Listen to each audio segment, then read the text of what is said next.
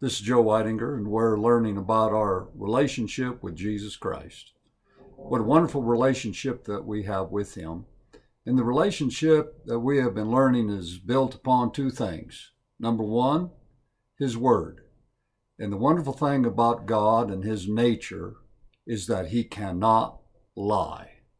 Wouldn't it be wonderful to have a relationship with people that don't lie to you? It'd be incredible. The other part of the relationship is not only that He doesn't lie, but He backs up His word with a covenant. And the covenant, as we've discovered, is much like a marriage. Promises are made to each other, vows are made, but in the covenant with Jesus, He sealed it with His blood.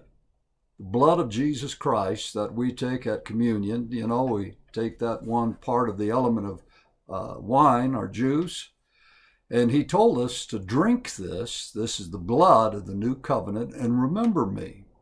So I remember Him because He cannot lie, and He has sealed our relationship with His blood. That means we're related by blood. It's amazing. I want to ask you something. Who are you? Really? If you were going to give me, 3 words that describes you, what 3 words would that be?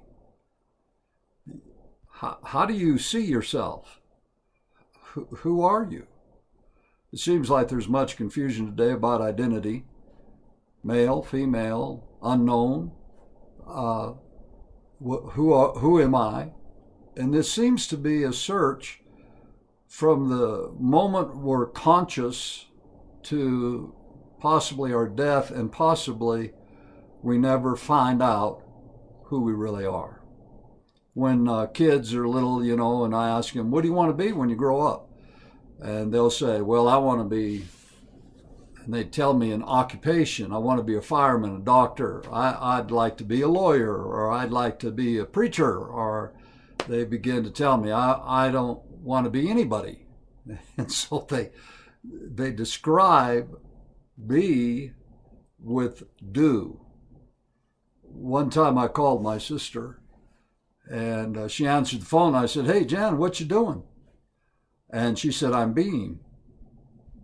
I said, what? I'm being. She said she was being. I said, well, where are you? She said, I'm on the beach looking at the ocean, and I'm being. It's sad to say, I didn't quite even understand what she meant, because I wanted to know what she was doing, and then when she said being, I wanted to know where she was at to be. Being doesn't need to have a location. You are being wherever you're at. Look behind me. This is beautiful. It's a warm day. I'm in Flagstaff, Arizona, and I'm sitting on the deck of my. I won't tell you because you may try to find me. But I'm here. My being doesn't change with location. So who are you? Me being a preacher or a teacher, and I've had such wonderful opportunity to go to various places, and many times the pastor of a church or the one that's a master of ceremonies, he's the guy that introduces people, the woman that introduces people. And I remember being introduced so many different ways. Here he is, and a lot of times they introduce me with accomplishments. So I look at my life and my accomplishments, you could say in a sentence.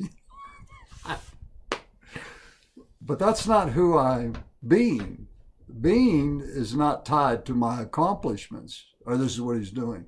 Especially when you get to an age, in our society, you're supposed to retire, 65, 68, 70.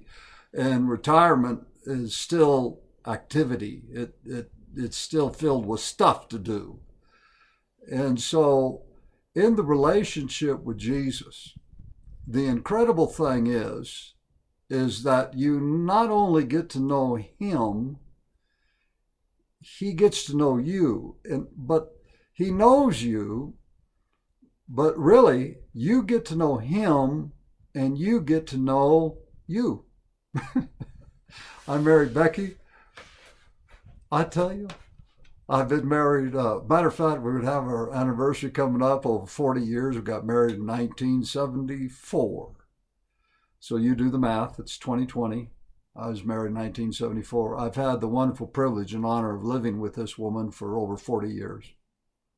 And I have made my quest that I can know her.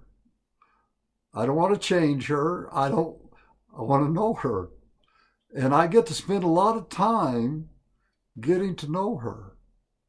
And it's a marvelous journey. It's a relationship that I have with nobody else. Not with my mom or dad, my sister, I love them. My kids, I love, grandkids, people that I've come to know, that have moved from a relationship of just acquaintance to friend to knowing them a little bit more. But Becky is unique because I get a chance to spend time knowing her. Now, I want to read something too. This described me. This was written it was said by a name of a man named Blaise Pascal. Now, I'm probably not pronouncing his first name correctly. He lived in the 16th century and he was a Frenchman. He was a genius, really. He was a mathematician, a philosopher. He was one that came up with modern theory of probabilities, whatever that is. And so he said some remarkable things. I mean, there's sayings of Pascal that are written. You can buy the book and read from him. He has these pearls of wisdom. But I want you to listen to what he said in the 16th century. And he said this. Let me just get this here. He said this: I have discovered that all the unhappiness of men arises from one single fact, that they are unable to stay quietly in their own room. He said, I've discovered unhappiness and what the root of it is. If you're unhappy, here's the root. You are not able to stay quietly in your own room. I read that and I did have to stop because of what's happening in our society today. We are being told by the mayor of the cities, the governors, the president, go home, stay home, and be healthy. Going home is now connected with health. Do you think God is trying to say something to us? To discover who God is, and in discovering him, I discover who I am, and I've inherited this, a relationship with this, but I have to do something. It's not automatic.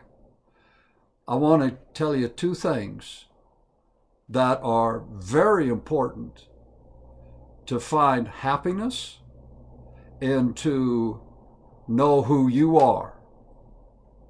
Are you ready? Solitude and silence. Those are two disciplines. If you will put into practice, you will begin to discover who you are and who God is. You cannot find out who God is and who you are, even though you have this fantastic relationship with him. That relationship will go to waste if you do not practice solitude and silence. You have to practice this. You're not good at it. We're not good at it. We're being forced into solitude and we're going crazy. Solitude, let me tell you what solitude is: disconnecting from human contact. You have no contact with human. You're in solitude. That means you're disconnected from any kind of human contact, and so silence is also the part of it. It's like inhale, exhale. You cannot have solitude without silence, because noise and voices still connect you to a human person, to things around you. You have to unplug. You have to disconnect. And this is what we're not real good at.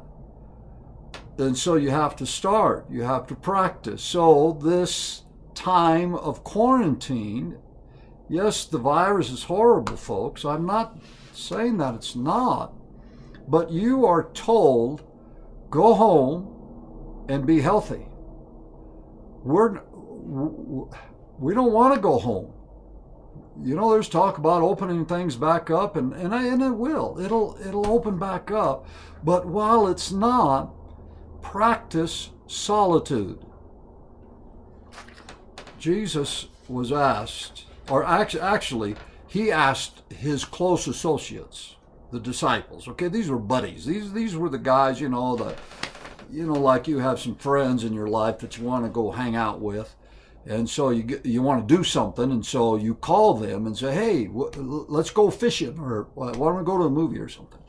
And so these disciples were you got to take it out of the religious realm. Get it out of there.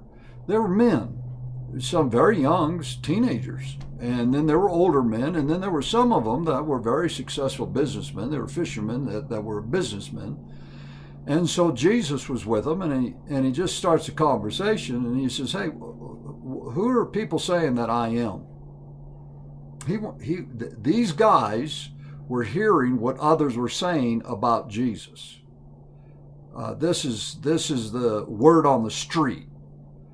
This is what you would say, Facebook. Word out there on the street. Who do people say that you are? And so they began to describe Jesus by only comparison. They didn't say, well, you're true and you're honest and you're this and that. They said, well, some say you're Elijah or Jeremiah or one of the other prophets. They compared him with someone that was in history. And they says, that somehow these people were reminded of these old prophets that have lived and died, and all they knew was a history of them. They just knew what they did. They never knew him personally. So they were giving Jesus an identity that was connected with a historical figure. And then Jesus says, well, who do you say that I am?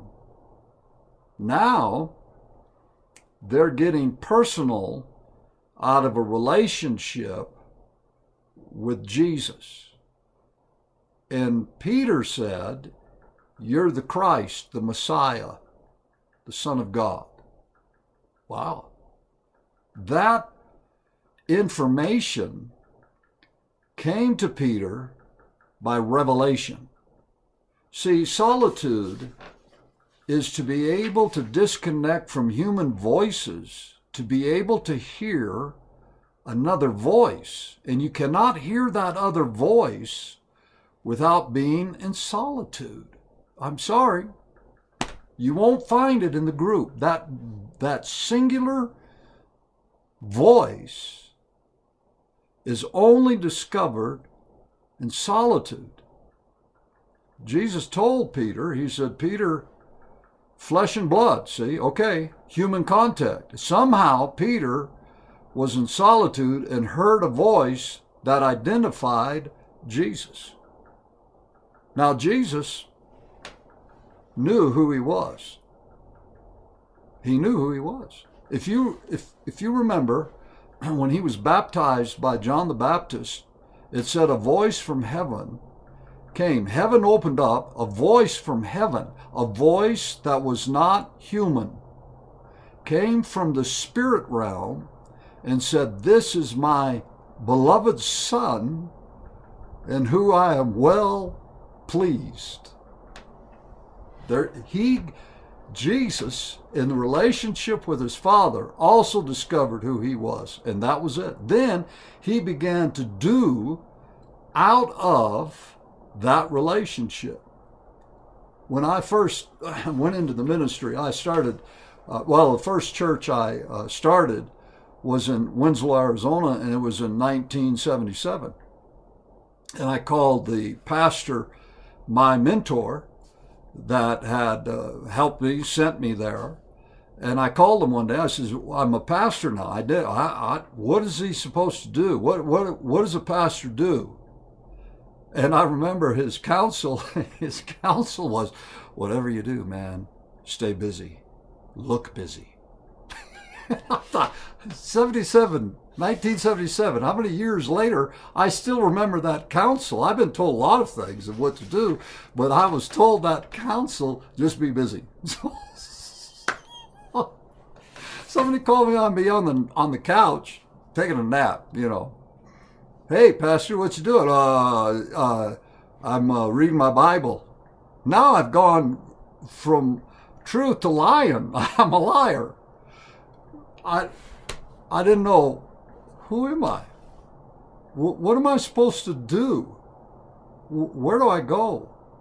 See, solitude and silence, you will discover who you are. And then out of who you are is what you'll do. But the only one that's going to tell you that is the voice from heaven, your Father. Your Father. When we come into this relationship, and we've been talking about the inheritance and reading the will.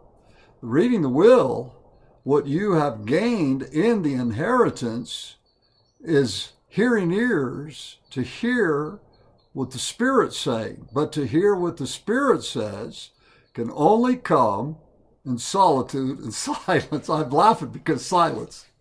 This is one of the greatest experiences of my life, really. My sister, God love her, I love that gal. She said, hey, you want to go to a retreat? It was during my lifetime that I was experiencing some bad stuff, man. I needed something. And I said, yeah. Now, this retreat was being held by Catholics, and, I haven't really been around Catholics in a long time and their faith doctrine, all that kind of thing, see. I said, but I don't care. I don't care what it is. She's going to pay for it. So hey, man, I'm not a dummy. And so I said, okay, let's go. So we went, and I went, and there was, 50, 60 people there, men, women. And I tell you the truth, I really had a good time. But one of the exercises, in the retreat, was that we had breakfast, lunch, and dinner was always served. And at breakfast, you could go to one room where you ate breakfast in silence. You weren't supposed to say anything. Now, I have never done that in my life, to sit down at a meal and not say a word. I could tell you another story, but okay, let me tell you this one. What time? No, never mind. So I said, hey, Jan, you want to go eat breakfast at the silence room? She said, yeah, we should do that. So we went in there, and sure enough, there were about 30 people, and all you could hear was the plates and the knives and the cutting and drink pouring water and all that. Nobody was saying anything. And so we just were eating, and the mistake, I looked across the table, my sister was sitting right across, I caught her eye.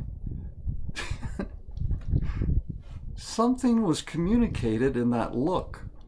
That was the most funniest thing we ever heard. She starts giggling. I start, we got to be quiet.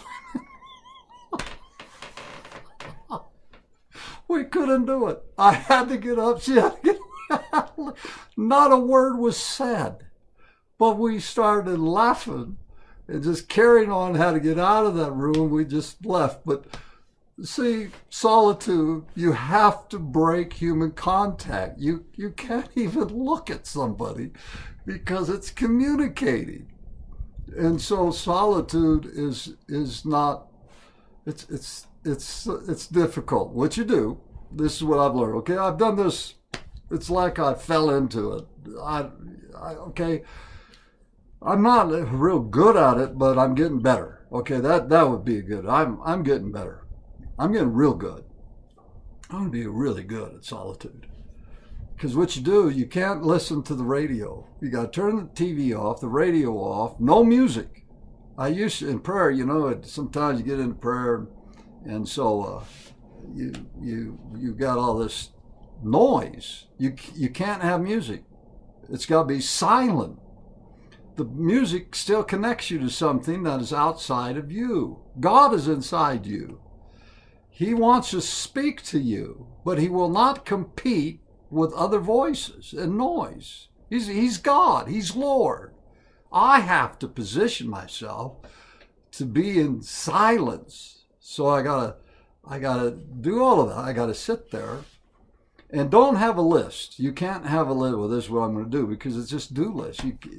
You can't have that. No list, no noise, no connection, no TV, no Netflix. That you can be at home and still thousands with you. You got to cut off all of that.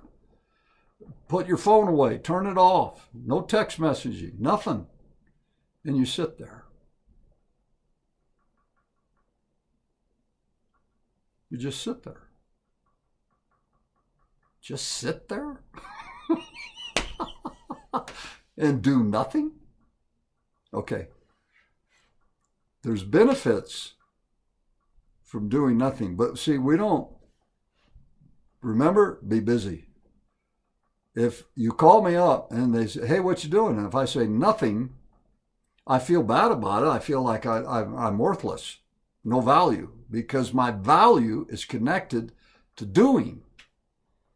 To do nothing is one of the great disciplines that is learned in solitude. Have you ever done something and then wish you regretted it? Sure, we all have, because we didn't have the capacity to not do anything. Jesus was incredible. I just love the guy. He could do nothing. Now, what you learn in solitude, one of the main things that I have learned in solitude, is you're not in control. You're not in control. Control is a myth. You're not in control. But I can have that in my head, but to really know it and learn it, it's in solitude. God is in control. So my doing shifts to trust in God. You're gonna have to battle some things, folks. We should talk more about this. When you sit to do nothing, you're gonna have all kinds of things hit you. You're gonna remember all the phone calls you got to make, the emails you got to write, the person you got to see, and oh my, you should pray. I remember being with people, and they were really counseling, helping me, and we were talking about my life, and they asked me, they said, well, you're a man of prayer. I said, yes, I do believe in prayer. I believe in getting with the Lord and praying and bring requests. And I'm not sure if you believe in a Pentecostal experience where you've asked the Father to fill you with His Spirit, and He does, and the result of that is speaking in a language that's all spiritual. That I don't want to get into that, but I've had that experience, and so I would pray in this spiritual language, this heavenly language. Many times it's called tongues. And so I would do that. And when talking with these people about prayer, they said, well, who does all the talking? And what a marvelous question. I said, well, I do. Because my thinking of prayer is that I talk. God listens. And God is one of the greatest listeners on the planet and in heaven. He listens. How many hours, folks, I have spent in prayer and never let God say anything. And He never got mad, and He's always there.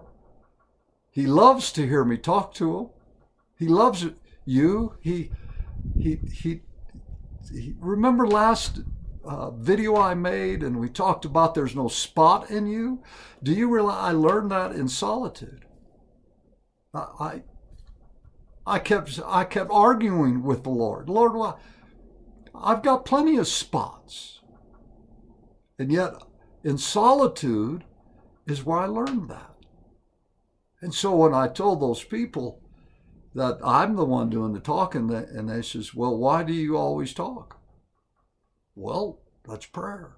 And they said, no, the reason you always talk is you want to be in control. And I tell you what, that was a mouthful. Let me go back to solitude. Man, that was a heavy shot. I don't want to hear anybody's. But they were right. So solitude, yes, you speak, but there's a silence. And in that silence, he speaks. One of the greatest benefits of this relationship I have with the Lord is he gave me his word. He gave me his word. And the Bible describes word as water. So I drink his word. Let me show you something. We'll get into this, okay, folks? Not this time, next video. Water.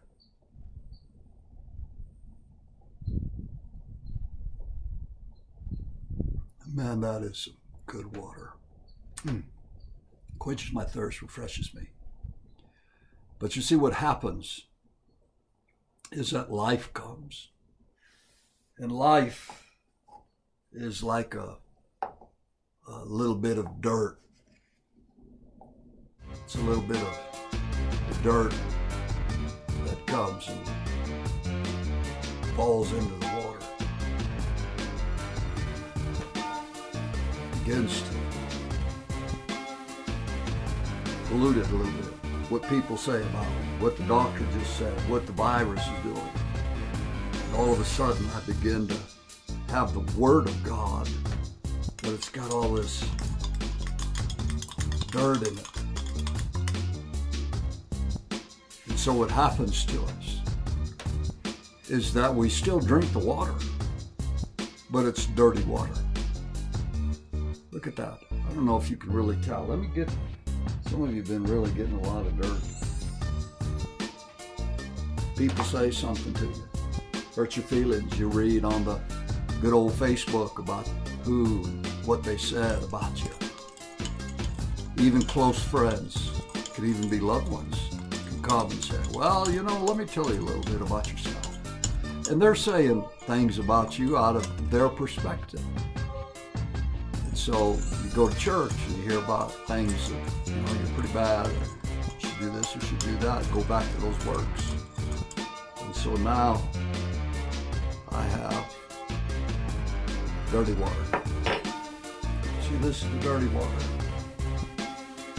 And this is the water that Jesus gave us. We drink this because we're so busy. The only way to get rid of this, you can't pray it out and you can't fast it out. You have to be still. You have to be still. And the only way for this water to get cleared up is that you have to let it be still. Do the little experiment at home. Take a glass of water, put some dirt in it, stir it up, and then set it over. And watch how long it takes for that dirt to settle. And it's in the settling that things begin to clear up. It's in solitude. One of the major benefits of solitude is that things, if I discipline, don't run off and go here, go there, is everything begins to settle.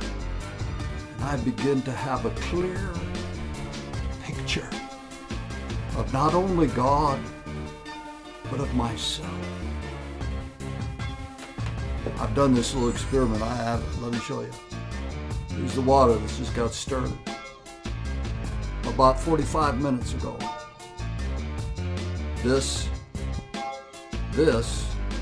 looked like this. But I set it down and I just didn't move it. And it began to get a little bit clearer and clearer. Jesus knew what solitude was. Because of that, he knew who he was, and he knew who his Father was. All right, you're in quarantine. Take advantage of it. Turn off everything, including me. Turn me off. And practice a little solitude. Come on. You haven't turned me off. Turn me off. Turn the TV off.